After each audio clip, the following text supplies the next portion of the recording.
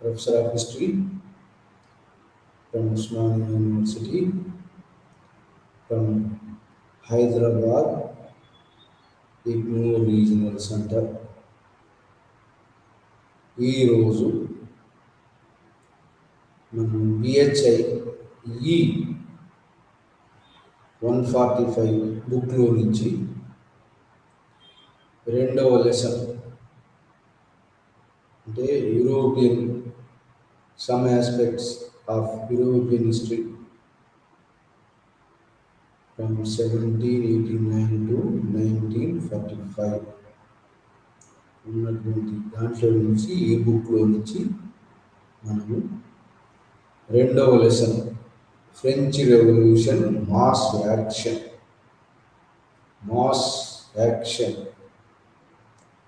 French revolution అంటే ఫ్రాన్స్లో జరిగిన విప్లవము మాస్ యాక్షన్ ద్వారా జరిగింది. మరి దానికి ఫ్రాన్స్లో జరిగినటువంటి విప్లవానికి కారణాలు ఏమిటి, దాని కారణాలు ఏమిటి అని ఒకటి ప్రశ్నించుకుంటే మనం ఫైనాన్షియల్ క్రైసిస్ అనేది ముఖ్యమైనటువంటి ఫైనాన్స్ క్రైసిస్.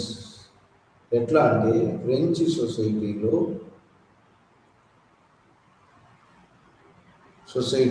3 ఎస్టేట్స్ ఉంటాయి. 3 ఎస్టేట్స్ అంటే 3 పార్లమెంటులో 3 వర్గాలు ఉంటాయి. ఈ 3 వర్గాల్లో ఒక మొట్టమొదటి వర్గం, మొదటి ఎస్టేట్ ఏంటంటే క్లెర్జీ అంటారు, రెండవ వర్గం నోబుల్స్ అంటారు, మూడవ వర్గం కామన్ పీపుల్ అంటారు. అయితే ఈ ఫ్రెంచ్ సొసైటీలో మొదటి వర్గం క్లెర్జీ వాళ్ళు ట్యాక్స్ పే చేయడానికి వీలు లేదు, ట్యాక్స్ ఎగ్జెంప్టెడ్. రెండవది ఇది నోబుల్స్, భూస్వాములు ఉన్నారు, వాళ్ళకి ల్యాండ్స్ ఉంటాయి, అన్నీ ఉంటాయి, కానీ వాళ్ళు కూడా ఎగ్జెంప్షన్ ఫ్రమ్ ది ట్యాక్సెస్. ఈ 2 వర్గాలను ఏమంటారంటే ప్రివిలేజ్డ్ సెక్షన్. అన్నీ అనుభవిస్తుంటారు కానీ వీళ్ళు ట్యాక్స్ ఎగ్జామ్షన్ ఉన్నది, వాళ్ళకి ప్రివిలేజ్డ్ సెక్షన్ అన్నారు. ఇక అన్ప్రివిలేజ్డ్ సెక్షన్ అనేది కామన్ పీపులే అన్నీ పే చేస్తున్నారు. ఇలాంటి డిస్పారిటీ ఫ్రెంచ్ సొసైటీలో ఉన్నది. ముఖ్యంగా సోషల్ క్రైసిస్లో సొసైటీలో ఒక క్రైసిస్ ఉంది. ఒకటి ప్రివిలేజ్డ్ సెక్షన్ అంటే వాళ్ళు అన్ని ట్యాక్సులు అంత పేమెంట్ అంతా ఎగ్జామ్షన్ ఇచ్చినారు వాళ్ళకు, ఏది క్లర్జీకి, నోబుల్స్. మరి కామన్ పీపుల్ అన్నీ పే చేయాలి. ఏమేమి పే చేయాలి? ప్రభుత్వ ట్యాక్స్ పే చేయాలి, మరి భూస్వామి యొక్క భూమి మీద కౌలుకు పే చేయాలి, ఇంకా మతాధికారులకు 1/10 థైత్ అనే పన్ను కూడా మతానికి క్రిస్టియన్ పౌరులు అందరూ పే చేయాలి. ఇలాంటి యొక్క నిబంధన ఉండి ఎక్కువ భారము, మొత్తం భారం అంతా కూడా 3వ వర్గం మీద మోపబడింది. ట్యాక్స్ పేయింగ్ వాళ్ళు భరించలేనంత భారం మోపబడింది. ఇది సొసైటీలో ఉన్న పెద్ద అసమానత్వం ఉన్నది. ఇలాంటి టైంలో ఏమొచ్చిందంటే ఆ ఫ్రాన్స్లో కరువు కాటకాలు వచ్చినాయి. కరువు కాటకాలు 2 విధాలుగా వచ్చాయి. ఎక్సెస్ రెయిన్స్ వల్ల కూడా వస్తుంది, వర్షాలు పడకపోతే కూడా వస్తుంది, వర్షాలు ఎక్కువ పడితే కూడా వస్తుంది. ఆ విధంగా ఫుడ్ క్రైసిస్ వచ్చింది, ధరలు పెరిగినాయి, సామాన్యులకు ఫుడ్ అందుబాటులో లేకుండా పోయింది. ఆ విధంగా ఎంతోమంది ఫుడ్ లేక సామాన్యులు చనిపోవడం మొదలైంది. ఆ విధంగా ఫ్రెంచ్ సొసైటీలో ఎట్లా అంటే ఒక వంతు వాళ్ళకు తిండి అరగకుండా ఉన్నది. 9 వంతులు 10లో ఒక వంతు తిండి అరగకుండా ఉన్నది. మరి 9 మంది మాత్రం ఆకలితో అలమాడుతున్నారు. ధరలు పెరిగినాయి, నిత్యావసర వస్తువులు కొనుక్కునేటట్లేదు, వాళ్ళు తిండి తినేటట్లేదు. ఇట్లాంటి మరి ప్రాబ్లమ్స్ ఇట్లాంటి ఒక పరిస్థితి దుస్థితి వచ్చింది ప్రజలకు. ఫ్రెంచ్ సొసైటీలో ఇట్లాంటి దుస్థితి ఉన్న సమయంలో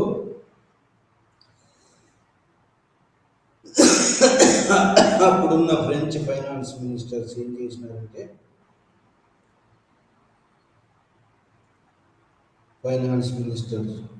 చేసినారంటే, వాళ్ళు ఈ కామన్ పీపుల్ ఇక ఎక్కువ భారం మోయలేరు కాబట్టి కొంత పన్ను భారాన్ని ఈ క్లర్జీల మీద, మొదటి ఎస్టేట్ మీద, రెండవ ఎస్టేట్ మీద ఉన్న నోటబుల్స్ మీద పన్నులు వేశారు. ఇది ఫైనాన్స్ మినిస్టర్ ఆర్థిక దుస్థితి మెరుగుపడడం కోసం వేస్తే వాళ్ళు రిజెక్ట్ చేసినారు. ఎవరు? నోటబుల్స్ అంటే ఉన్నత వర్గీయులు, ప్రివిలేజ్ క్లాసులు. వాళ్ళు ఆ పన్నులు నువ్వెవరు వేయటానికి దానికి ఫ్రెంచ్ పార్లమెంట్ ఉంటుంది, ఎస్టేట్ జనరల్, వాళ్ళు వేస్తారు కానీ మీరు వేయడానికి లేదని చెప్పి ఉన్నత వర్గీయులో ఉన్నటువంటి యొక్క 2 సెక్షన్స్ అపోజ్ చేస్తాయి. ముఖ్యంగా నోటబుల్స్, భూస్వాములు అపోజ్ చేస్తాయి. ఇలాంటి క్రైసిస్ ఉన్నట్టు టైంలో ధరలు పెరగటము, ఆహార పదార్థాల కొరత, ఆకలితో అలమరించే ప్రజలు ఉన్నటువంటి సమయంలో ఇంకా ఏంటంటే ఫ్రెంచ్లో ఇండస్ట్రీస్ కూడా డెవలప్ అయింది. ఇండస్ట్రియల్ వర్కర్స్ ఉత్పత్తి చేసిన వస్తువులకు గిరాకీ లేకుండా పోయింది. సో ఇండస్ట్రీస్, ఒక ట్రేడ్, ఇంగ్లాండ్తో ట్రేడ్ కూడా ఉంది. ఆ ట్రేడ్ కూడా ఈ ఫ్రాన్స్కు అనుకూలంగా లేదు, ఇంగ్లాండ్కి అనుకూలంగా ఉంది. ఇలాంటి ఫైనాన్షియల్ ప్రాబ్లమ్స్లో ఉన్నటువంటి టైంలో ఫ్రెంచ్ ఫైనాన్స్ మినిస్టర్స్ అప్పుడున్నటువంటి ఫైనాన్స్ మినిస్టర్స్ ఎంతో చాకచక్యంగా పన్నులు ఈ ప్రివిలేజ్ నోటబుల్ సెక్షన్స్కి వేసి మిగతా కామన్ పీపుల్ మోయలేరు కాబట్టి వాళ్ళకి ఎగ్జామ్షన్, వాళ్ళకు కొంచెం రిలీఫ్గా ఉంటుందని వీళ్ళ మీద మోపారు. దానికి వీళ్ళు సమ్మతించలేదు. ఎవరు? ఈ నోటబుల్స్, క్లెర్జీ వాళ్ళు సమ్మతించలేదు. ఇలాంటి టైంలో ఏంటంటే అక్కడ ఈ క్రైసిస్ జరుగుతుంది, వాళ్ళ అల్లర్లు జరుగుతున్నాయి, తిరుగుబాటు జరుగుతున్నాయి, ఫుడ్ కోసం ఆకలి అలమటించిపోతున్నారు ప్రజలు. అట్లాంటి టైంలో ఫ్రెంచ్ ఫిలాసఫర్స్ కూడా, ముఖ్యంగా వాల్టేర్ అండ్ రూసో వీళ్ళిద్దరు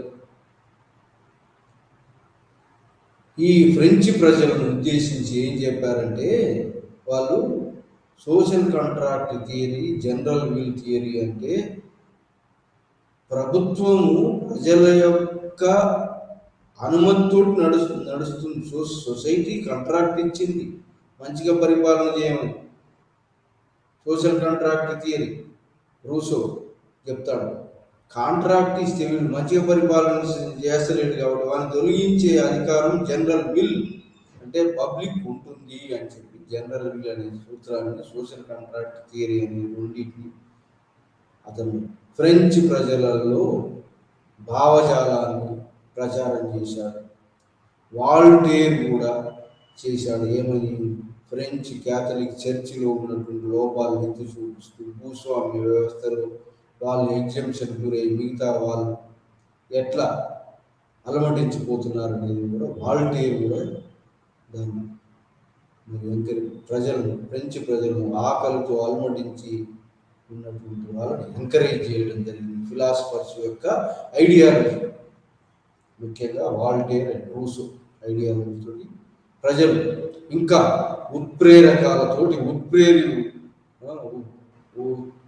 ఉత్ప్రేరకాలుగా పనిచేసిన ఐడియాలజీతో వాళ్ళు ఇంకా ఉత్సాహంతో మరి తిరుగుబాట్లు చేయడం మొదలైంది. ఇలాంటి టైంలో ఫ్రాన్స్లో ఒక మిడిల్ క్లాస్ వర్గం కూడా, లాయర్స్, డాక్టర్స్, మరి ఇంకా ఇంకా టెక్నీషియన్స్, ఇంకా మిడిల్ క్లాస్, ఎడ్యుకేటెడ్ క్లాస్ కూడా ఒక వర్గం బలంగా బయలుదేరి ఈ యొక్క కామన్ పీపుల్ సపోర్ట్ చేస్తున్నటువంటి ఒక వర్గం ఫ్రాన్స్లో మిడిల్ క్లాస్ వర్గం, ఒక బలమైన వర్గం కూడా తయారై లీడ్ చేస్తుంది. ఏది ప్రజలు, కామన్ పీపుల్ ఏదైతే తిరుగుబాటు చేస్తున్నారో ఆ తిరుగుబాటును మరి ప్రోత్సహిస్తున్నారు, లీడ్ చేయగలుగుతున్నారు. ఎవరు? మిడిల్ మధ్యతరగతి వర్గం, నూతన మధ్యతరగతి వర్గం అంటారు.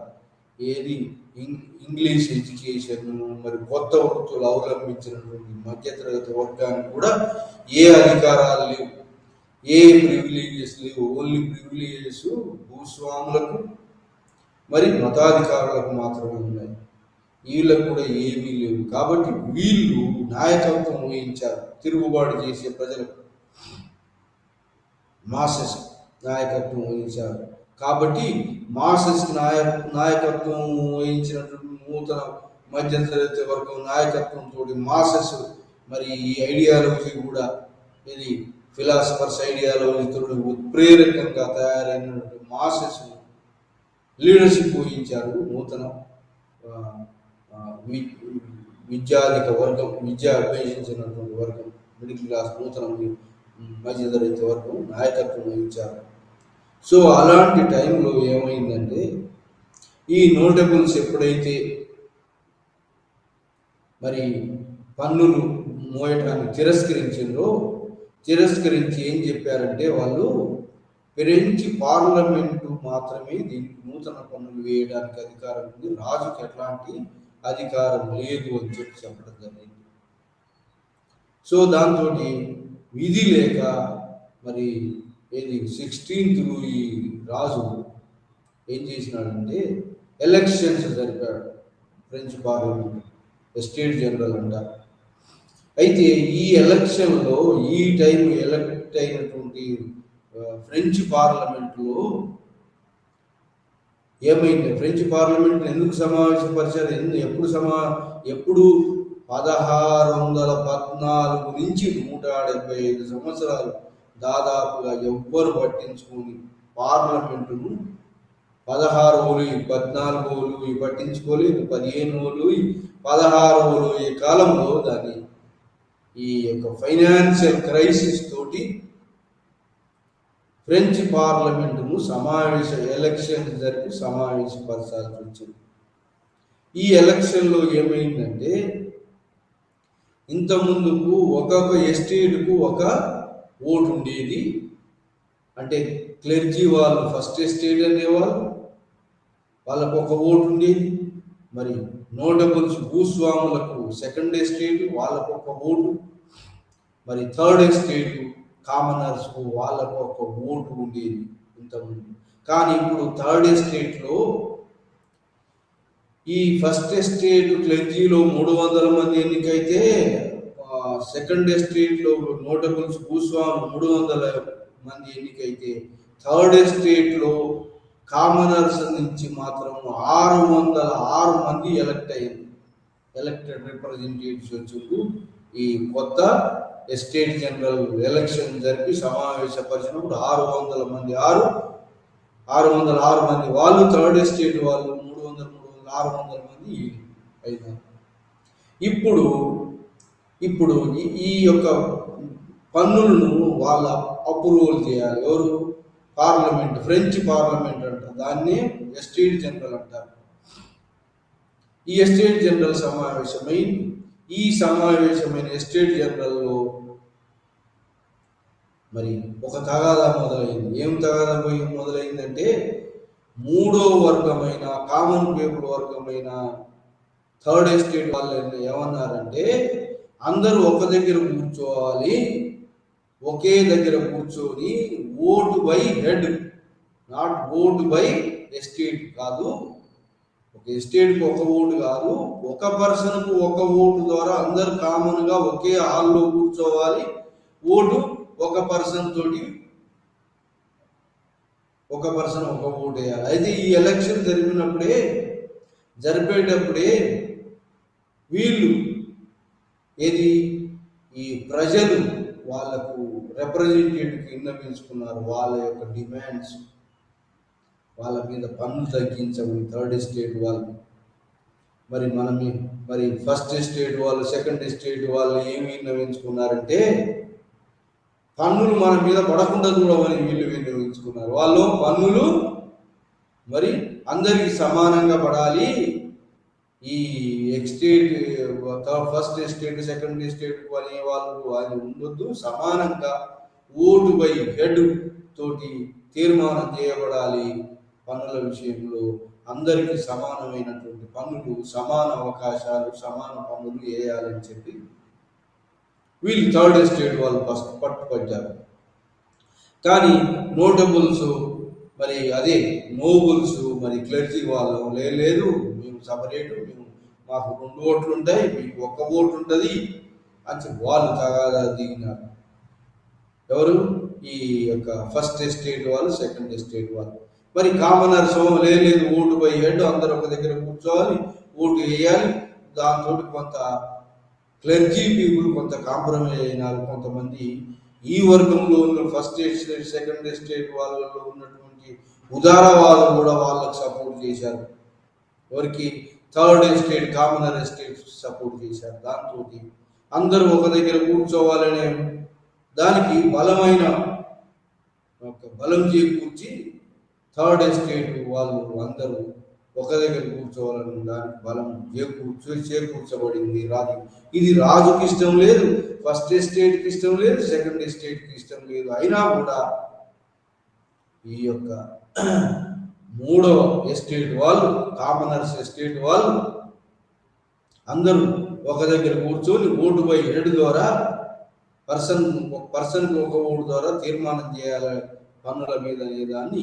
తీర్మానం కూడా అందరూ సమానంగా పన్నులు వేసుకోవాలి. ఆస్తి ఎంత ఉంటే ఆస్తి తగ్గట్టుగా పన్ను ఉండాలని, ఆస్తి లేని వాళ్ళకు పన్నులు వేయటం, ఆస్తి ఉన్న వాళ్ళ మీద పన్నులు లేకుండా చేయడం అనేది ఇది కాని పని. ఇది అట్లాంటిది జరగకూడదు. అందరూ ఒక దగ్గర కూర్చోవాలి, పన్నుల మీద తీర్మానం చేయాలి, దేశంలో వచ్చిన సంక్షోభాన్ని రూపుమాపాలని చెప్పి థర్డ్ ఎస్టేట్కు వాళ్ళు పట్టుబట్టారు. దానికి 2 వాళ్ళు, first estate second estate oppose చేసినారు. రాజు కూడా ఇష్టం లేదు. మరి కానీ వీళ్ళు బలవంత పెట్టడంతో అందరూ ఒక దగ్గర కూర్చోమని రాజు ఆర్డర్ చేసినాడు. అందరూ ఒక దగ్గర కూర్చోమని ఆర్డర్ చేసినాడు. కానీ ఆర్డర్ చేసినా కూడా వాళ్ళు ఏం చేసినారంటే, ఆర్డర్ చేసినాడు ఒకవైపు, కానీ ఒకవైపు ఆ పార్లమెంట్ భవనం మూసేసారు. తెల్లారిపోయే వరకు ఆ పార్లమెంట్ భవనం లేదు.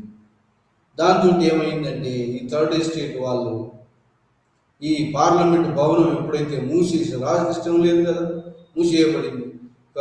మరి ఫస్ట్ ఎస్టేట్ వాళ్ళు, సెకండ్ ఎస్టేట్ వాళ్ళు రానిలేదు. థర్డ్ ఎస్టేట్ వాళ్ళు వచ్చి చూసేవారు పార్లమెంట్ భవనం, ఎస్టేట్ జనరల్ భవనం మూసేసింది. దాంతో ఏం చేసినారంటే ఈ కామనర్స్, థర్డ్ ఎస్టేట్ వాళ్ళు దాని ముందు ఒక టెన్నిస్ కోర్టు ఉంటే ఆ టెన్నిస్ కోర్టులోకి పోయి శపథం చేసుకున్నారు. ఏమని శపథం చేశారంటే, అందరూ ఒక దగ్గర కూర్చోవాలి, దీన్ని మనదే నేషనల్ అసెంబ్లీ అంటే జాతీయ సభ. మరి ఈ జాతీయ సభ ఫ్రాన్స్కు తగినటువంటి శాసనాలు చేస్తుంది. ఈ శాసనాలు చేసి ఈ థర్డ్ ఎస్టేట్ వాళ్ళు మరి శాసనం చేసి ఒక రాజ్యాంగాన్ని తయారు చేసిన దాకా మనం విడిపోకూడదు. అందరూ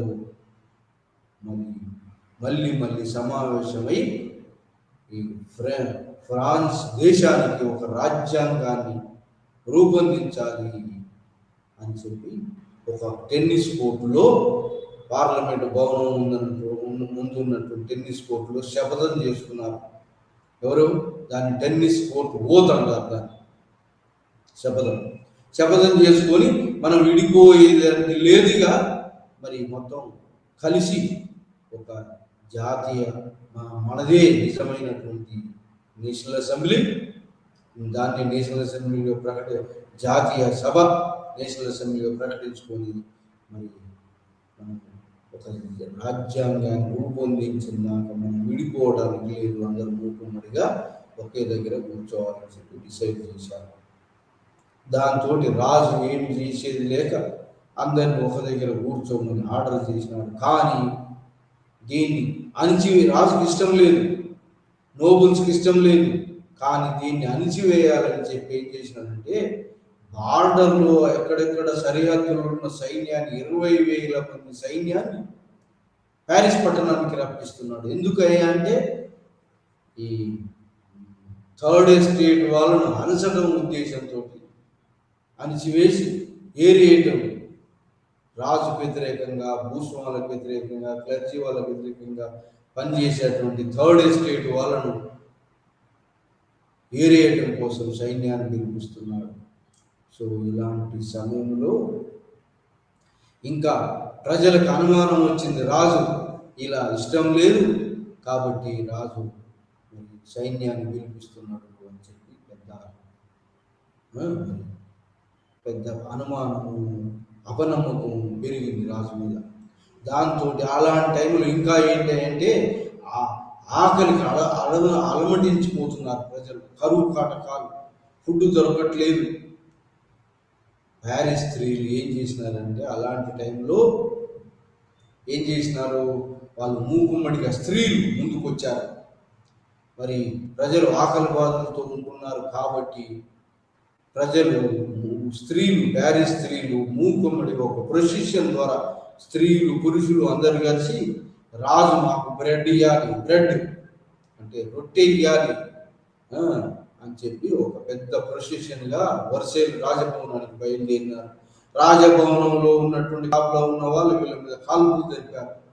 కాల్పులు జరిపితే ఆ కాల్పులలో చాలా మంది చనిపోయినారు. దాన్ని బ్లడ్ సండే నాడు బ్లడ్ సండే అంటారు, దాన్ని రక్తపాత సండే, ఆదివారం ఉంటారు. సో అయినప్పటికీ కూడా పెద్ద ప్రొసిషన్గా మరి పోయి మరి ఇమీడియట్గా మరి అంతకుముందు ఇంకా దీనికన్నా ముందు ఇంకొక ఈవెంట్ జరిగింది.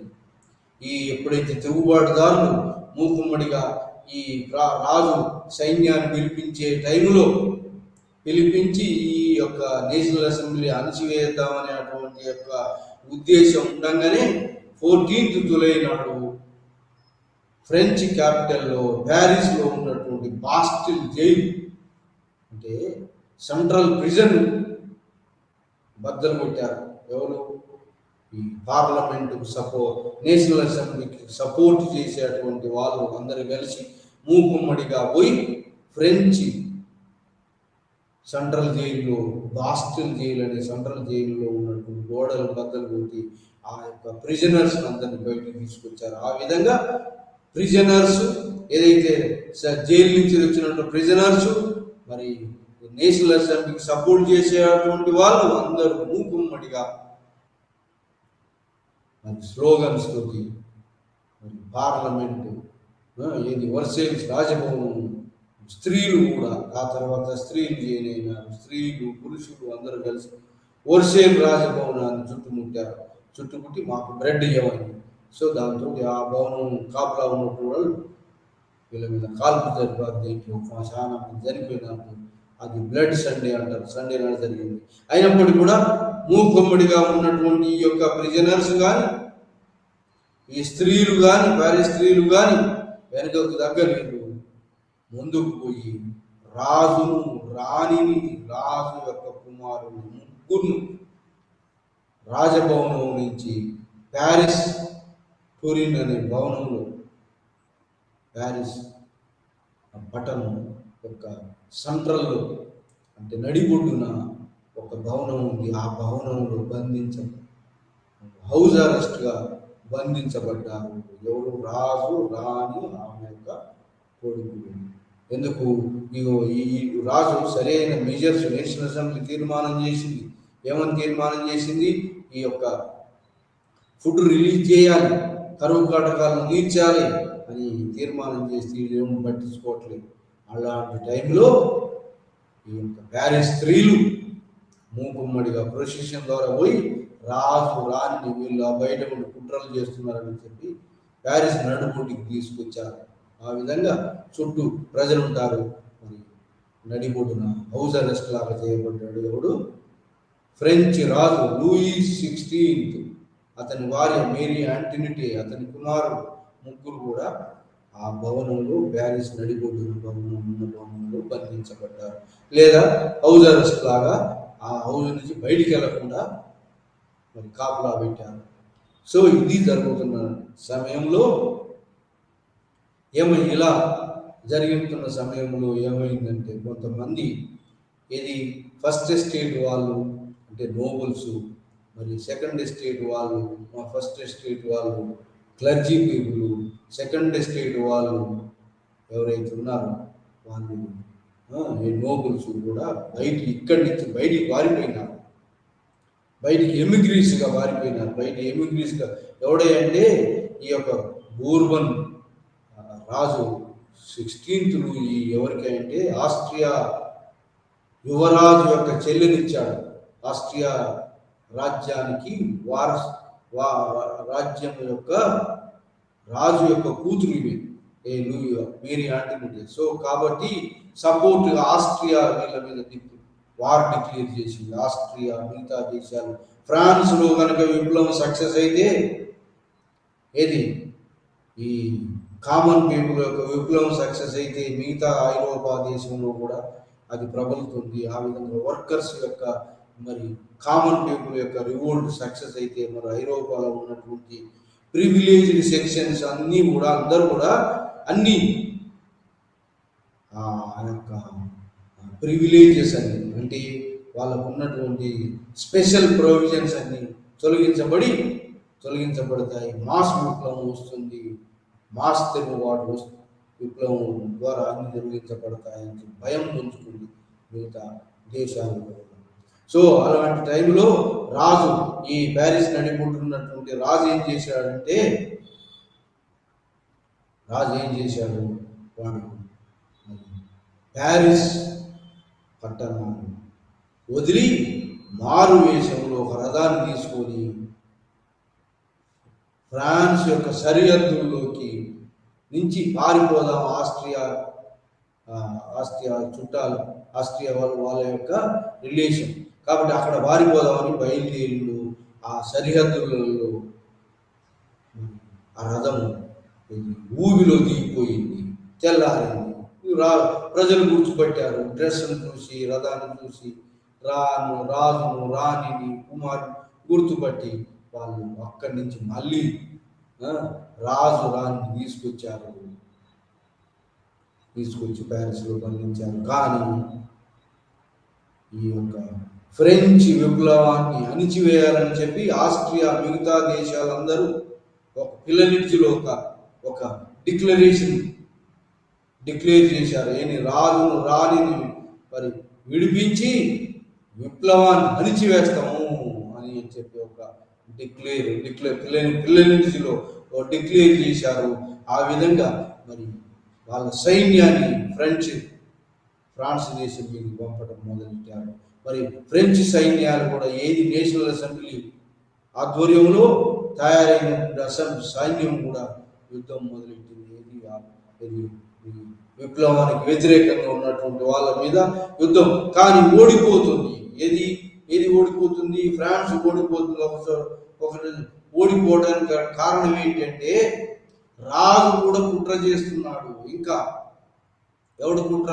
మరి నోబుల్స్ కూడా కుట్ర, మరి మతాధికారులు కూడా కుట్ర చేస్తున్నారు అని చెప్పి కుట్రతోటే కాబట్టి వాడు సరిహద్దుల దాకా వారిపోయి మళ్ళా బంధింపబడ్డాడు. కాబట్టి ఇక రాజు లాభం లేదు. రాజరికం మరి రాజు మీద కోపం పెరిగిపోయింది. ఇక ప్రజలు ఏం చేసినారంటే అప్పుడు ఇంకా అంతకుముందు కాన్స్టిట్యూషనల్ మొనార్కీ రాజును ఒక ఫిగర్ హెడ్గా ఉంచుకుందన్నటువంటి 2 పార్టీల వర్గం ఉండేది. కాన్స్టిట్యూషనలిస్టులు లేకపోతే రిపబ్లికన్స్ అనే వర్సెస్ మధ్యలో 2 గ్రూపుల మధ్యలో ఉంటుండేది. కానీ రాజు ఎప్పుడైతే తప్పించుకొని పారిపోయి మరి ఎమిగ్రీస్కు సాయం చేయడానికి బయటి వాళ్ళు మరి వీళ్ళ మీద యుద్ధం చేయడము, సో దాంతో రాజు మీద నమ్మకం పోయింది. ఫ్రాన్స్ ఓడిపోతుంది. సో ఇవన్నిటి కారణం ఏంటి? దాంతో ఏమైందంటే కాన్స్టిట్యూషనల్ మోనార్కీ అనేటువంటి వాళ్ళ బలం తగ్గిపోయింది. గ్రూప్కు రిపబ్లికన్స్కు బలం పెరిగింది. ఆ విధంగా నేషనల్ అసెంబ్లీ సమావేశమై ఏమైంది? ఈ లోపున సమావేశమైంది. రాజు వెనుకకు తీసుకొచ్చారు. రాజు రాణిని అందరినీ గిల్టోన్ అంటే ఉరికంబం వెంకించారు. ఇక రాజరికం అనేది రిపబ్లిక్గా ప్రకటించుకున్నాడు. National assembly declared French nation is an republican state. ఎన్నుకోబడతారు, ప్రజలు రిప్రజెంటేటివ్ ద్వారా ఎన్నుకోబడతారు అని చెప్పి 750 మెంబర్స్ నేషనల్ అసెంబ్లీ మెంబర్స్ ఒక యూనికెమరలిజం, బయోకెమరలిజం కాదు, యూనికెమరలిజం అంటే ఒకే ఒక సభ ఉంటుంది. ఆ సభనే నేషనల్ అసెంబ్లీ. దానికి 750 మంది ఎన్నుకోబడతారు. పబ్లిక్ తోటి ఎన్నుకోబడతారు. ఎన్నుకోబడ్డ వాళ్ళు పరిపాలన చేస్తారు. ఆ విధంగా ఫ్రెంచ్ నేషన్ మొనార్కిజం పోయి, రాజరికం పోయి రిపబ్లికన్ స్టేట్గా ఆవిర్భవించింది. ఈ విధంగా financial crisis,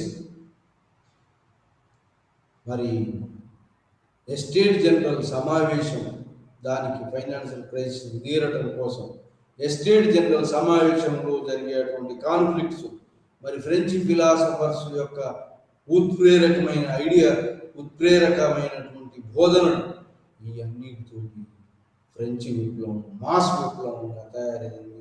బాస్టైల్ jail పతనమైంది. Paris jail, మరి వాళ్ళు రాజును తీసుకొచ్చారు సెంట్రల్లోకి. రాజు తప్పించుకొని పారిపోవడానికి ప్రయత్నించాడు. దాంతో రాజును పట్టుకున్నారు, మళ్ళీ బంధించారు. బంధించి ఇక రాజరికం లాభం లేదు అని చెప్పి రిపబ్లికన్ కాన్స్టిట్యూషన్ తయారు చేశారు.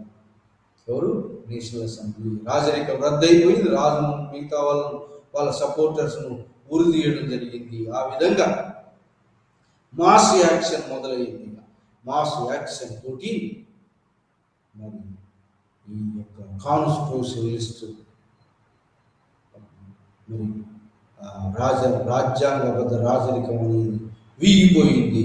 రిపబ్లికన్ ఫ్రెంచ్ దేశాన్ని రిపబ్లికన్ ప్రజాస్వామ్య ప్రభుత్వం ఏర్పాటు చేయాలనే వాదన బలం అయిపోయి మరి రిపబ్లికన్ కాన్స్టిట్యూషన్ ఒకటి తయారు చేశారు. ఆ కాన్స్టిట్యూషన్ ప్రకారంగా ఏంటి అంటే ఒకే ఒక నేషనల్ అసెంబ్లీ ఉంటుంది. 750 మందితోటి ఎన్నుకోబడతారు. ఆ ఎన్నుకోబడ్డటువంటి వాళ్ళ నుంచి ఏంటి అంటే ఈ యొక్క కమిటీ ఆఫ్ పబ్లిక్ సేఫ్టీ 1793లో జాకోబియన్స్, రాడికల్స్, అంతకుముందు కాన్స్టిట్యూషనలిస్టే ఎక్కువగా ఉండాలి మెజారిటీ, కానీ రాను ఏమైందంటే జాకోబియన్స్, రాడికల్, విప్లవాత్మకమైన మార్పులు కావాలనేటువంటి వాళ్ళు ఎక్కువైనారు. ఆ విధంగా నేషనల్ అసెంబ్లీ కొన్ని చట్టాలు చేసింది. ఆ చట్టాలు ఇలాంటి టైంలో ఏమైంది? అల్లర్లు జరిగిన ఫ్రాన్స్ మొత్తం దేశంలో అల్లర్లు జరిగిన ఏ అల్లర్లు? రైతులు భూస్వాములకు వ్యతిరేకంగా తిరుగుబాటు చేశారు. భూములు లాక్కున్నారు. భూస్వాముల యొక్క పత్రాలు నగలబెట్టారు. దాంతో భూస్వాములు దేశం ఇడిచిపోయి బయటికి పారిపోయినారు. అట్లే కాకుండా క్లెర్జీ వాళ్ళు కూడా కొంతమంది బయటికి పారిపోయినారు. క్లెర్జీ వాళ్ళ మీద కూడా నేషనల్ అసెంబ్లీ ఒక చట్టాలు చేసింది. నేషనల్ అసెంబ్లీ చట్టాల్లో ఏంటి అంటే భూస్వామ్య వ్యవస్థ రద్దు, అబాలిషన్ ఆఫ్ ఫ్యూడలిజం, మరి భూమిని అంతా డిస్ట్రిబ్యూట్ చేయాలి, అబాలిషన్ ఆఫ్ ఫ్యూడలిజం అని declaration of rights of man, fundamental rights ఉంటాయి అన్ని మనుషులకు, సిటిజన్స్ అన్ని రైట్స్ ఉంటాయి. డిక్లరేషన్ ఆఫ్ రైట్స్, మరి abolition of feudalism, abolition of privileges అన్ని తొలగించేసింది నేషనల్ అసెంబ్లీ. ఇంకా చర్చిలో ఉన్నటువంటి వాళ్ళు అందరూ పబ్లిక్ తోటి ఎలక్ట్ కావాలి. చర్చి ఆస్తులను నేషనలైజ్ చేశారు. నేషనల్ అసెంబ్లీ నేషనలైజ్ చేశారు. దీంతో చర్చిలో ఉన్నటువంటి దీంతో రిలీజియన్లో 2 డివిజన్స్ వచ్చినాయి. కొంతమంది చర్చి వాళ్ళకు చర్చి వాళ్ళకి అన్ని ప్రివిలేజ్లు ఉండాలని కొంతమంది సపోర్ట్గా, మరి కొంతమంది అపోజిట్గా గ్రూపులు అయినాయి. సో ఆ విధంగా భూస్వాములు కొంతమంది బయటికి వెళ్ళిపోయి పారిపోయినారు. విదేశీయులతో చేతులు కలిపి ఫ్రాన్స్ మీద యుద్ధం ప్రకటించారు. ఆ విధంగా బయటికి పోయినటువంటి వాళ్ళు, క్లర్జీ వాళ్ళు, మరి నోబుల్స్, మరి బయట దేశ రాజులు కూడా, ఆస్ట్రియా ఆయన చుట్టుపక్కల రాజులు కూడా ఒకసారి ఈ ఫ్రాన్స్లో ఇట్లాంటి మాస్ రివోల్ట్ కనుక సక్సెస్ అయితే మిగతా దేశాల్లో కూడా ఇది రాకి ఈ ఉన్నత వర్గీయులు అన్ని లాస్ అయిపోతారు. మధ్యతరగతి వాళ్ళు, ఉన్నత వర్గీయులు అందరూ లాస్ అయిపోయి బీద పీపుల్ ఉన్నారు. మాసెస్ రివోల్ట్ ఇక్కడ సక్సెస్ అయితే, ఫ్రాన్స్లో సక్సెస్ అయితే మిగతా దేశాల్లో కూడా సక్సెస్ అవుతుంది అని చెప్పి భయంతో వాళ్ళు యుద్ధం ప్రకటిస్తున్నారు. ఈ విధంగా రెడ్ ఆర్మీ అంటే ఇది జాతీయ నేషనల్ అసెంబ్లీ ఒక ఆర్మీని క్రియేట్ చేసింది, ఒక సభను నేషనల్ అసెంబ్లీని యూనికమరలిజం ఒక జాతీయ సభ నేషనల్ కన్వెన్షన్ సభను ఏర్పాటు చేసింది. జాతీయ సభ 750 మందితోటి జాతీయ సభను ఏర్పాటు చేసి నేషనల్ కన్వెన్షన్ సమావేశమై పబ్లిక్ సేఫ్టీ కమిటీని ఒకటి ఏర్పాటు చేసింది. దానికి జాకోబియన్స్, రాబిస్పియర్ ఆధిపత్యం వహించి ఇక ఫ్రెంచ్ దేశం మరి బయట దేశాలతో యుద్ధం మొదలైంది. ఆ విధంగా మరి ఈ మతాధికారుల ఇష్యూలో మతాధికారులను ఎన్నుకోబడాలి. మరి ఇంకా అంతేకాకుండా వాళ్ళ యొక్క ఆస్తులన్నీ కూడా జాతీయం చేయబడతాయి. వాళ్ళు కూడా శాలరీ తీసుకోవాలి. ప్రభుత్వ ఉద్యోగస్తుల శాలరీ తీసుకోవాలి, కానీ వాళ్ళ ఆస్తులు ఉండడానికి లేదని శాసనం చేసింది నేషనల్ అసెంబ్లీ. ఒక యూనికమరలిజం అంటే ఒకే ఒక 750 మంది ఉన్నటువంటి శాసనసభను ఏర్పాటు చేసింది. ఆ శాసనసభలో నుంచి నేషనల్ కన్వెన్షన్ సమావేశమై ఓ పబ్లిక్ సేఫ్టీ కమిటీని ఏర్పాటు చేసి రాబిస్పియర్ ఆధ్వర్యంలో ఏర్పాటు చేసి ఫ్రెంచ్ విప్లవాన్ని అణచాలని చెప్పి మిగతా ఆస్ట్రియా దాని యొక్క మిత్ర దేశాలన్నీ వీళ్ళతో యుద్ధం చేస్తున్నాయి. దాని ఎమిగ్రేషన్ కూడా కలుపుకున్న ఎమిగ్రేస్ వాళ్ళు కలుపుకొని మతాధికారులు అందరూ కలుపుకొని ఫ్రెంచ్ దేశం మీద యుద్ధాలు మొదలెట్టారు. యుద్ధంలో ఫ్రాన్స్ ఓడిపోతుంది ఒక తర్వాత. సో దాంతో నెమ్మదిగా ఈ రెవల్యూషనరిస్ట్ ఏది జాకోబియన్స్ బాగా ఈ యుద్ధం తోటి రాడికల్ ఉన్నటువంటి విప్లవ జాకోబియన్ విప్లవాలతో రాబిస్పియర్ ఆధ్వర్యంలో పబ్లిక్ సేఫ్టీ కమిటీ రాడికల్గా మొదలైంది. రాడికల్ విప్లవాత్మకమైన మార్పులు ఏంటి అంటే ఫ్యూడలిజం పోయింది, declaration of rights of the man అని డిక్లేర్ చేశారు. అవన్నీ కూడా పోయి రాడికల్ పందాలు నడుస్తుంది. మళ్ళీ రాడికల్ పందాలు ఎవరైతే ఫ్రెంచ్ దేశానికి ద్రోహం తలపెడుతున్నారో ఆ ద్రోహం తలపెట్టే వాళ్ళందరినీ కూడా 1793 నుంచి 1794 వరకు రెయిన్ ఆఫ్ టెర్రర్ జాకోబియన్ రాబిస్పియర్ ఆధ్వర్యంలో రెయిన్ ఆఫ్ టెర్రర్ విధావ పాలన మొదలైంది. కొంత మాత్రం ఎవరైనా ఫ్రెంచ్ నేషన్కి వ్యతిరేకమైన వాళ్ళందరినీ ఉరికంబం ఎక్కియడం మొదలుపెట్టారు. సో ఆ విధంగా 40,000 మంది గిలిటోన్ అనే ఒక నూతన డాక్టర్ గిలిటోన్ అనేవాడు కనిపెట్టినటువంటి గిలిటోన్ యంత్రాన్ని ద్వారా 40,000 మందిని ఉరిదీయటం మొదలైంది. సో ఆ విధంగా 40,000 మంది చనిపోవడం మొదలయ్యేటప్పటికీ ఈ రాబిస్పియర్ జాకోబియన్ రాడికల్ వ్యతిరేకంగా మరి కొంతమంది జిరాండిస్టులు తయారైంది. జిరాండిస్టులు అంటే కొంత మోడరేట్స్. ఇలాంటి రెయిన్ ఆఫ్ టెర్రర్ 1 సంవత్సరం నడిచింది. 93 నుంచి 94 దాకా రెయిన్ ఆఫ్ టెర్రర్. ఎంతో మంది ఉరికంబంలో ఉరిదీయబడ్డారు. బ్లడ్ రక్తం వేరులై పారింది.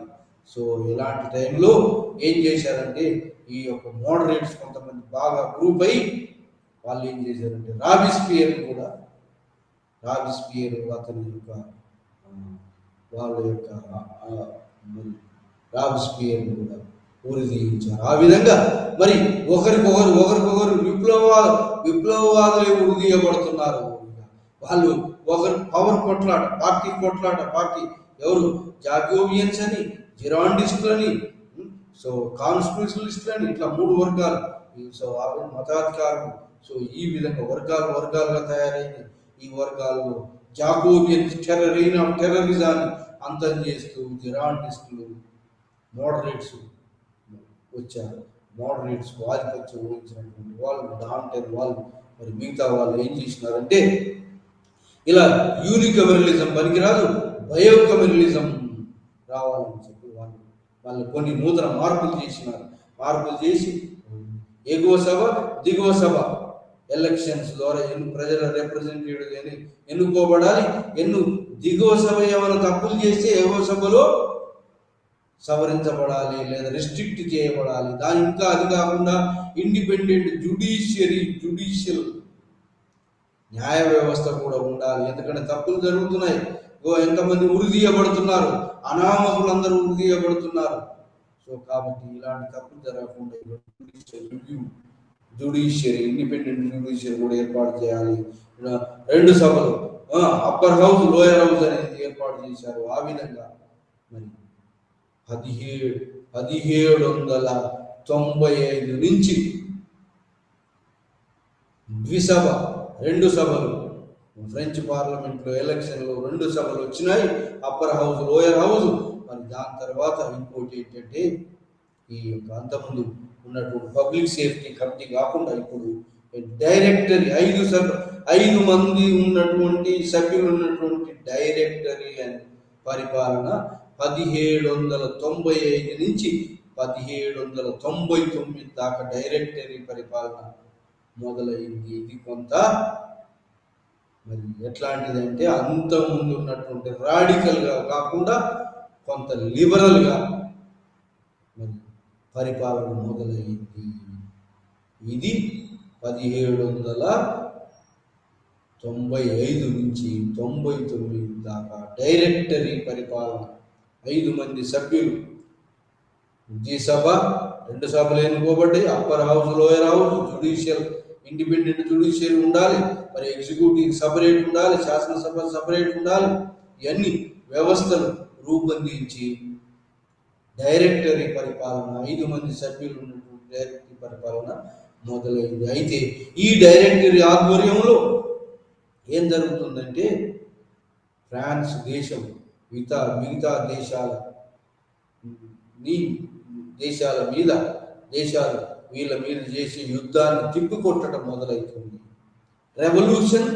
రెవల్యూషన్ వ్యతిరేకంగా కౌంటర్ రెవల్యూషన్ అంటే వేరే వాళ్ళు వీళ్ళ మీద రెవల్యూషన్ అణిచివేయాలని ప్రయత్నం చేసేదాన్ని తిప్పికొట్టడం జరుగుతుంది. ఇది ఫ్రెంచ్ సైన్యం టౌన్ హాల్లో, అర్బన్ సెంటర్లో ఉన్న వాళ్ళు వాలంటరీగా చేరి ఫ్రెంచ్ దేశంలో నేషనల్ భావం, జాతీయ భావం పెళ్ళుకి పెద్ద సైన్యంగా, ప్రజలే సైన్యంగా మారి యుద్ధంలో ఫ్రెంచ్ దేశాన్ని గెలిపించడం మొదలుపెట్టారు. ఆ విధంగా విక్టరీ. సో ఆ విధంగా డైరెక్టరీ ఆధ్వర్యంలో ఎవరు నెపోలియన్ ఇతర దేశాల మీద, ఇటలీ మీద, ఆస్ట్రియా హంగరీ మీద దండయాత్ర డైరెక్టరీ. సో ఆ విధంగా నెపోలియన్ ఇటలీని జయించాడు, ఆస్ట్రియన్ హంగరీని జయించాడు. సో ఆ విధంగా నెపోలియన్ బాగా అన్ని ఫ్రెంచ్ దేశానికి వ్యతిరేకంగా ఉన్నటువంటిది వాటి మీద విజయం సాధించడం కాకుండా బిగినింగ్ స్టేజ్లో నెపోలియన్ డైరెక్టరీని కూలదోయాలని ఒక విప్లవం కుట్ర జరుగుతుంటే ఆ కుట్ర నుంచి డైరెక్టరీని కాపాడి కోర్టు అంటే ఫ్రెంచ్ ప్యారిస్లో ఉన్న కుట్రను ఛేదించి పార్లమెంటును రక్షించగలిగారు, డైరెక్టరీని రక్షించగలిగారు. కాబట్టి డైరెక్టరీ యొక్క అనుమతితోటి కామన్ సోల్జర్ ఉన్నటువంటి నెపోలియన్ ఒక క్యాప్టెన్గా ఎదిగాడు. క్యాప్టెన్ నుంచి ఒక మిలిటరీ జనరల్గా ఎదిగి మిలిటరీ జనరల్గా అతను ఇటలీ, ఆస్ట్రియా, హంగరీ మీద దండయాత్రలో పంపించబడ్డాడు డైరెక్టర్ చేతులు. ఆ విధంగా సామాన్యుడుగా ఉన్నటువంటి నెపోలియన్ బోనాపార్ట్ కెప్టెన్గా మరి ఫ్రెంచ్ పార్లమెంట్ రక్షించడమే కాకుండా డైరెక్టరీ కూలిపోకుండా రక్షించడమే కాకుండా డైరెక్టరీ ఆధ్వర్యంలో కెప్టెన్గా ఆర్మీ జనరల్గా మరి ఒక గ్రూప్ ఆఫ్ కెప్టెన్ ఆర్మీ జనరల్గా ఒక గ్రూప్ ఆఫ్ ఆర్మీని అతని ఆధ్వర్యంలో ఇటలీ దేశానికి, ఆస్ట్రియా హంగరీ దేశంలో యుద్ధం చేసి వాటిని స్వాధీనపరచుకోవడానికి పంపబడితే అక్కడ సక్సెస్ అయినాడు. ఇది ఈ యొక్క ఫ్రెంచ్ రెవల్యూషన్ యొక్క జరిగిన పరిణామం. సో ఇది మిగతా మరి డైరెక్టరీ ఎట్లా పతనమైంది, నెపోలియన్ ఎట్లా మళ్ళీ అధికారానికి వచ్చాడు, అదంతా నెక్స్ట్ లెసన్లో ఉన్నది. కానీ ఈ లెసన్లో ఏంటి అంటే ఫ్రాన్స్లో విప్లవం జరగడానికి ముఖ్యమైన కారణం ఏంటంటే మాస్ యాక్షన్. మాస్ యాక్షన్ ఎట్లా వచ్చిందంటే రూరల్ ఏరియాలో, అర్బన్ ఏరియాలో ఫైనాన్షియల్ క్రైసిస్ వచ్చింది. అంటే ఉన్నటువంటి యొక్క ఫ్రెంచ్ రూపాయికి విలువ పడిపోయింది, నీ వస్తువుల ధరలు పెరిగిపోయినాయి, అమాంతంగా పెరిగిపోయినాయి, ఫుడ్ గ్రెయిన్స్ దొరుకుతలేవు, ఎక్కడ అర్బన్ సెంటర్లో, రూరల్ ఏరియాలో ఎక్కడ దొరకట్లేవు, అన్ని ఫుడ్ గ్రెయిన్స్ అంతా ఎక్కడెక్కడో వెళ్ళిపోయినాయి. సో ఆ విధంగా ఫ్యామిన్ తోటి కరువు కాటకాలతో మనం చనిపోతున్నారు. అలాంటి టైంలో మరి పన్నులు ఒక వర్గమే కామన్ పీపులే భరిస్తున్నారు, మోయలేనంత బరువును భరిస్తున్నారు. ఉన్నత వర్గం వాళ్ళు ఏ పన్ను లేకుండా హాయిగా అన్ని అధికారాలు చెలాయిస్తున్నారు, అన్ని హక్కులు ఆడంబరాలతో వాళ్ళ జీవితం గడుస్తుంటే మిగతా 10లో ఒకరు అలా ఆడంబరంగా జీవిస్తుంటే 9 మంది మాత్రం ఆకలి మంటలతోటి ఉన్నారు. ఆ విధంగా రూరల్ ఏరియాలో, అర్బన్ ఏరియాలో తిరుగుబాటు మొదలైంది ఫ్రాన్స్. అలాంటి తిరుగుబాటు సమయంలో మరి ఈ ఫ్రాన్స్ను గట్టెక్కియడానికి ఫైనాన్స్ మినిస్టర్లు ఏం చేసినారంటే ఇక కామన్ పీపుల్ భరించలేదు కాబట్టి నోటబుల్స్ మీద, అంటే నోబుల్స్ మీద పన్నులు వేసినారు. ఆస్తులు ఉన్నటువంటి వాళ్ళ మీద, క్లర్జీ వాళ్ళ మీద పన్నులు వేస్తే వీళ్ళిద్దరు వ్యతిరేకించారు. మీరు కాదు, పార్లమెంటు దానికి అధికారం, పన్నులు వేయడానికి విధించడానికి పన్నులు వేసే అధికారం పార్లమెంట్ ఉన్నారు. అట్లాంటి టైంలో ఇలాంటి కరువు కాటకాలు, ఆకలి బాధలు, ప్రజలు మూకుమ్మడిగా ఆకలి బాధలతో చనిపోతున్న రూరల్ ఏరియాలో తిరుగుబాట్లు, అర్బన్ ఏరియాలో తిరుగుబాట్లు, ఈ యొక్క రూపాయిలో పడిపోవడం, ధరలు పెరిగిపోవడం, ఆ ఫుడ్ గ్రెయిన్స్ కొరత రావడం, ఇలాంటి ఉన్న వస్తువులకు గిరాకీ లేకపోవడం, ఇలాంటి ఫైనాన్షియల్ ఇన్స్టెబిలిటీ క్రైసిస్ వచ్చిన టైంలో ఫ్రెంచ్ ఫిలాసఫర్స్ కూడా వాళ్ళ యొక్క బోధనలతోటి రాజులకు ఎందుకు అధికారం ఇచ్చిందంటే సొసైటీ అధికారం ఇచ్చింది. సోషల్ కాంట్రాక్ట్ థియరీ, వాళ్ళు యొక్క సరిగా పరిపాలన చేయకపోతే వాళ్ళను తొలగించే అధికారం సొసైటీకి ఉంటుంది అని చెప్పి Rousseau general will social contract థియరీని ప్రతిపాదించాడు. అదేవిధంగా వాల్టేర్ కూడా ఈ ఫ్రెంచ్ విప్లవానికి ఆజ్యం పోశాడు. ఈ యొక్క మరి ఇలాంటి కారణాల వల్ల, ఫైనాన్షియల్ క్రైసిస్ వల్ల, నోటబుల్స్ వాళ్ళ పన్నులు మేము భరించలేమని వాళ్ళు రిజెక్ట్ చేయడం వల్ల, రివోల్ట్ కావడం వల్ల ఫ్రెంచ్ పార్లమెంటును సమావేశపరచాల్సి వచ్చింది. ఎలక్షన్ జరిపి సమావేశపరిచిన ఫ్రెంచ్ పార్లమెంట్లో ఇప్పుడున్నటువంటి సామాజిక వర్గం యొక్క వర్గాలు ఏది, థర్డ్ ఎస్టేట్ 606 మంది ఎన్నికైండ్రు. మరి first estate clergy, second estate నోబుల్స్లో 300, 600. ఇంకా అట్లా కాకుండా ఇక్కడ ఈడ ఫస్ట్ ఎస్టేట్ వాళ్ళు, క్లర్జీ వాళ్ళు, కొంతమంది నోబుల్స్ కూడా థర్డ్ ఎస్టేట్ యొక్క డిమాండ్లకు సానుకూలంగా స్పందించి వాళ్ళకు మద్దతు తెలిపారు. దాంతో థర్డ్ ఎస్టేట్ వాళ్ళు ఏం చేసినారంటే పన్నులు అందరికి సమానంగా ఉండాలి, పన్నులు కామన్ పీపుల్ మీద పన్నులు ఉండడం, ఈ మిగతా రెండింటి వాళ్ళ మీద పన్నులు లేకపోవడం అది సరైనది కాదు. అందరూ ఒక దగ్గర కూర్చోవాలి, ఓటు బై హెడ్ తీర్మానం చేయాలి అని చెప్పి ఈ విధంగా ఎస్టేట్ జనరల్ సమావేశమైంది. ఆ సమావేశమైన మొదటి సమావేశంలో పెద్ద గడబడ జరిగింది. గడబడ జరిగి రాజు పార్లమెంట్ భవనాన్ని మూసేశాడు, సైన్యాన్ని తీసుకొస్తున్నాడు. ఇది పార్లమెంట్లో ఉన్న నేషనల్ అసెంబ్లీ వాళ్ళని అంచాలని. ఇలాంటి టైంలో రెండవ రోజు వాళ్ళు సమావేశాన్ని పార్లమెంట్ బిల్డింగ్కి వచ్చినప్పుడు థర్డ్ ఎస్టేట్ వాళ్ళు రాగానే ఆ పార్లమెంట్ భవనం మూసించడంతో వాళ్ళు థర్డ్ ఎస్టేట్ వాళ్ళు ఏం చేసినారంటే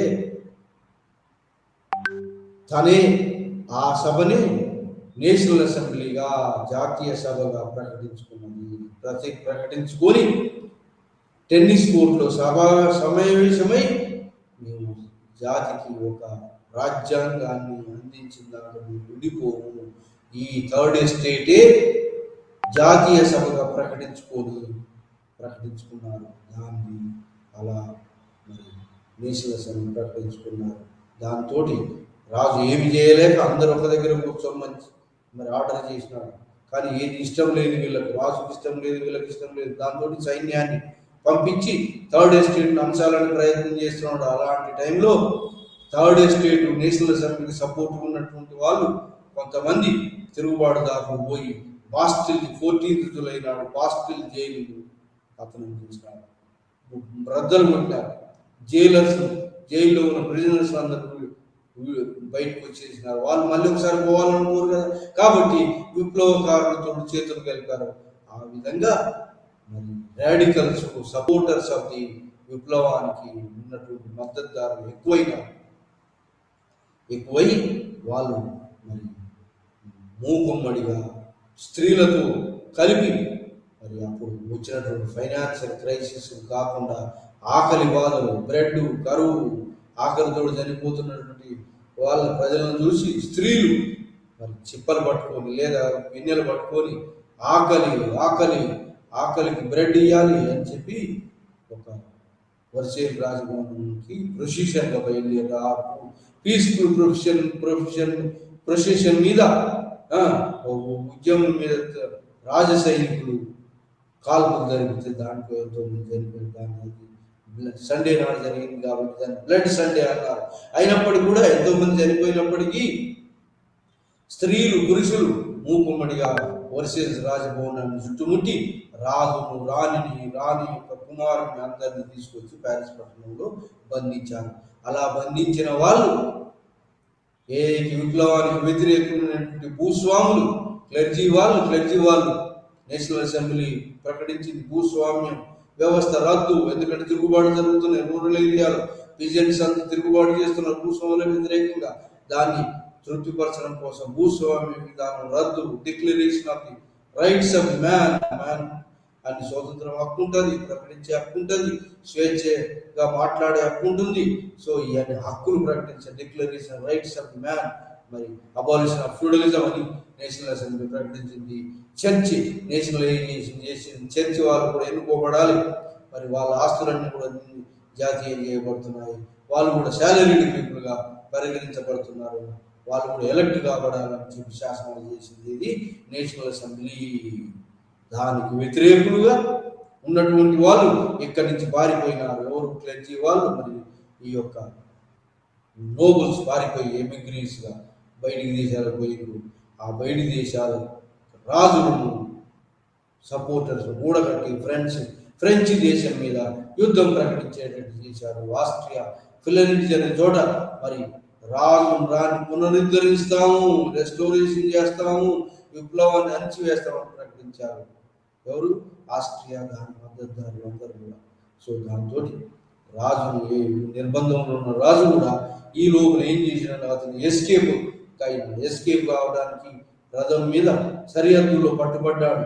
రాజు రాణి ఆ ఊబిలో చిక్కుకోవడంతో రథం తెల్లారే వరకు వాళ్ళు రాజు రాణి కూర్చోబెట్టి విప్లవానికి వ్యతిరేకంగా పనిచేస్తున్నాడు మరి అని చెప్పి మళ్ళీ బ్యాగ్ తీసుకొచ్చారు. వీరి మీద అపనమ్మకం పోయింది కాబట్టి దాంతో కాన్స్టిట్యూషనలిస్టు రిపబ్లికన్ ఉన్న వర్సెస్ ఈ రెండు పార్టీలు పోయి రిపబ్లికన్స్ మెజారిటీ ఎక్కువైపోయింది.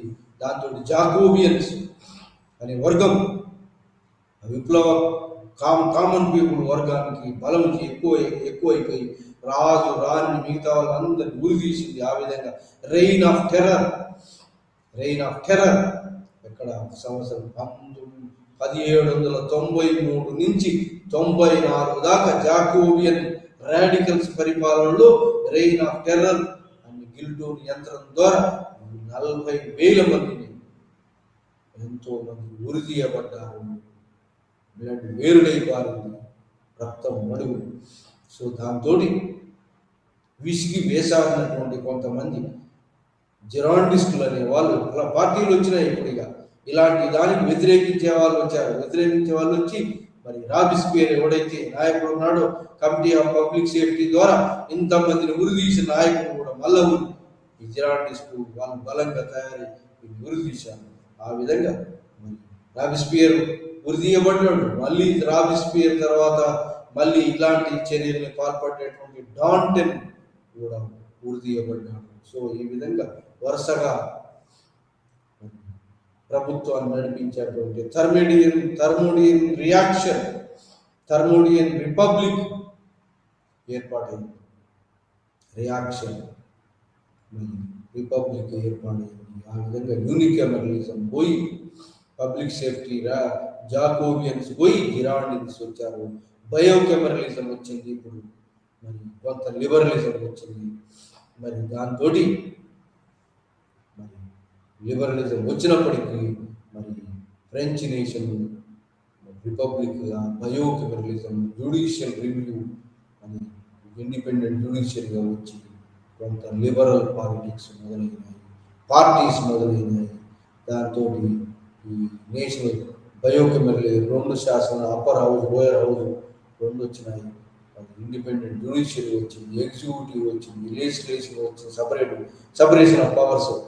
సో దాంతో 1795 నుంచి నేషనల్ కన్వెన్షన్ 95 నుంచి 99 దాకా 5 మంది సభ్యులు ఉన్నటువంటి డైరెక్టరీకి పరిపాలన బాధ్యతలు అప్పచెప్పింది. ఆ విధంగా డైరెక్టరీ పరిపాలన 1795 నుంచి 99 దాకా డైరెక్టరీ పరిపాలన మొదలైంది. ఈ డైరెక్టరీని సోల్జర్గా ఉన్నటువంటి కొంతమంది గ్రూప్ ఆఫ్ పీపుల్ సోల్జర్గా నాయకుడు ఉన్నటువంటి నెపోలియన్ డైరెక్టరీని కూలిపోకుండా రక్షించగలిగాడు. కాబట్టి డైరెక్టరీ మెప్పు పొంది క్యాప్టెన్ అయినాడు సోల్జర్స్కు. ఆ తర్వాత క్యాప్టెన్ నుంచి మిలిటరీ జనరల్గా ఒక గ్రూప్ ఆఫ్ సోల్జర్స్కు జనరల్గా ఆర్మీ జనరల్గా ఎక్స్పెడిషన్ ఇటలీ మీదకి ఆస్ట్రియా మీదకి యుద్ధానికి పంపితే అతను ఆ యుద్ధాల్లో గెలుపొందాడు, డైరెక్టరీ మెప్పు పొందాడు. ఆ విధంగా ఈజిప్ట్ దాకా పోయి ప్రయాణించాడు. ఈజిప్ట్లో నావెల్ పవర్, ఫ్రెంచ్ దేశానికి నావెల్ పవర్ బాగా సరిగా లేకపోవడంతో ఈజిప్ట్ నెల్సన్ అనేటువంటి నావిక ఇంగ్లాండ్ నావిక అధికారి చేతిలో ఓడిపోబడ్డాడు. ఎవరు? లూయిస్ నెపోలియన్ బోనాపార్ట్ ఓడిపోబడి ఫ్రెంచ్ దేశానికి వచ్చాడు. ఫ్రెంచ్ దేశానికి వస్తే హీరోగా ఫ్రెంచ్ ప్రజలు అతన్ని ఆహ్వానించారు. ఆ విధంగా డైరెక్టరీలో ఉన్నటువంటి కొంతమంది సభ్యులు డైరెక్టరీ పోయి సభ్యుల ఒక మద్దతుతోటి డైరెక్టరీని కూల్చివేసి కాన్సలేట్గా ప్రకటించుకున్నాడు.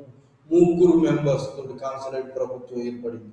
ఈ విధంగా ఫ్రెంచ్ రెవల్యూషన్ ఫ్యూడలిజాన్ని, declaration of rights of the man and serfdom, ఇవన్నీ ఈక్వాలిటీ, ఆల్ అందరూ కూడా ఈక్వల్ లిబర్టీ, ఈక్వాలిటీ, ఫెటర్నిటీ అనేటువంటి ఇండివిజువలిజం అనే భావాలు పర్మనెంట్గా ఉండిపోయింది.